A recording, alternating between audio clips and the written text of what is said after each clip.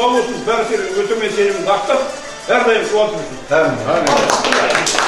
Менің қолым емес, пайғамбардың қолы деп бірді.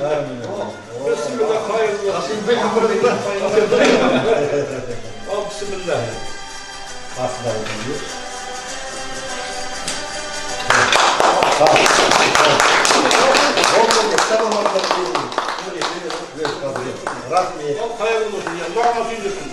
Тірлік деген кітапты жазып, бірінші ошақтан тұсаукесерін бастаған себебім отан оттан басталады дейді ғой.